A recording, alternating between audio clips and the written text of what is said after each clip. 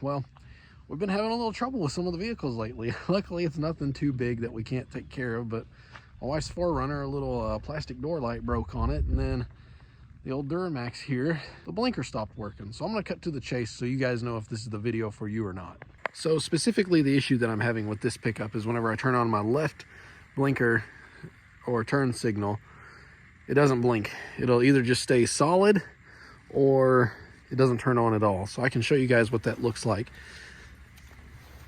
So if we climb in the truck here, I've got one key on one side and one on the other. Okay, it's in my left pocket. What happens is I'll put my key in, turn everything down. And if I turn my blinker on, watch, turn left blinker on, nothing. If I turn my left blinker on, nothing. Turn right, right works fine. Left, nothing. Sometimes you can hear it click, sometimes it'll work. So you can see it skipping out a little. Luckily, this is a pretty easy fix. All you need is a little flasher module, I think is what they're called. The kind of bad news is they're a little hard to source that are A, good quality, and B, not insanely expensive for what it is. So what I ended up doing and what I want to recommend for you guys, assuming I get it all installed and it works well, is to source it from Napa. And the reason I say that is because I've had really good luck with Napa as far as their parts, in my opinion, compared to some of the other parts stores, seem to be just a notch above everybody else. And at the other parts stores, this little chip, I'll pull it out of my pickup here, was $80. At Napa, I had a discount code for like 15% or something, but this little flasher, it was 30 bucks. So I did find some a little bit cheaper online, but they were kind of no-name brand, if you know what I mean. And some of them said like the turn signal, instead of ding, ding, ding, it would like change the pace at which it goes. And I thought, well, I want it to be as close to original as possible. So that's why I went with Napa, and you know, they got a good warranty and everything like that. So I think this is going to work for us and be just fine. So let's go ahead and let's move this pickup out of the way so we can pull in the shop, warm up a little bit because it's kind of cold today, and get this module installed.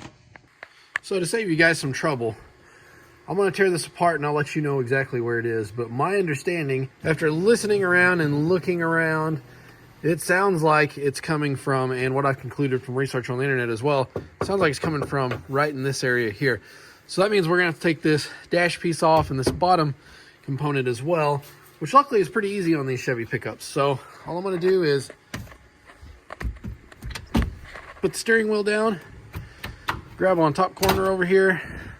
You can pretty much pry this whole trim piece off, and then to get the top trim piece off, I'm going to drop this down into first. Lift this up out of the way like that. Whoops, you can see I set my hazards off and the left one's not working. Anyways, let's put it back in park. Don't forget that. Turn my flashers off, key off, and now, if I can get out over this, we've got easier access to these bolts right down here. I'm gonna guess, looking at it, maybe they're an 8mm, but it looks like there's 2 bolts to pull this little kick panel down. But I'll report back and let you guys know what I find. Okay, I stand corrected. It is not an 8mm, it's a 7. Of course, why not, right? Nonetheless, 2 7s down there, and this pulls straight out. It was really easy, actually. I honestly, this has been an easy project so far. Please excuse the 20 years of cobwebs, hair, and dust. And you'll see right here, this is your flasher module. I don't really know how it comes out at this point. I'm guessing maybe it just pulls out this direction. It looks like maybe there's a tab on the top or bottom. I'll figure that out. Let me do some investigating, and I'll report back to you guys. Okay, here we have it. I did pull the part out of the box just to confirm it looks like it is the same size and everything. What I found is the easiest plan of attack here is there was a harness that seems to have fallen or disappeared or something, but there's a harness right here that you can see that I've unplugged. Oh, it's hiding up in here. I tucked it up out of the way. That guy right there, I unplugged it. It's just got a little clip here, push up, pull out.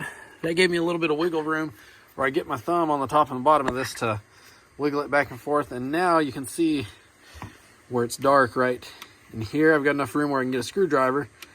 I think I can just probably pry this dude out carefully. There. Then I'll just keep working this thing out. Hey, that did the trick right there. You know, I've never had one of these go bad on a vehicle of mine. There's a part number though.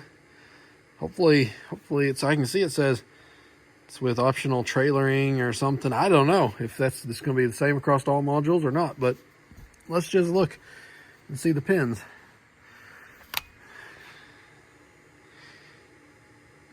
All even labeled the same, so it must be right. Let's plug this Napa one in. I don't remember which direction it came in, upside down or not, but I bet I can look in there and find out. Looks like the bottom pins go separate, so looks like the Napa's going to face me. I'm going to plug this in. And the nice thing is we can plug this in and we can test before we bolt it all back up, see if it helped or not. So let's see if we can get this thing in there.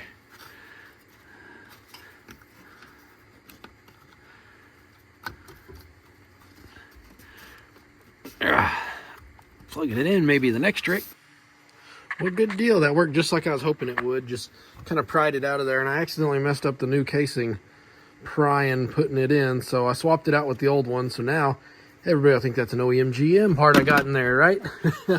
Anyways, got it plugged in and check it out. Oh yeah, don't forget, because I made the mistake. I plugged this in and I'm like, why the heck isn't this working? Turn it on, I wouldn't have dash lights. I was really freaking out.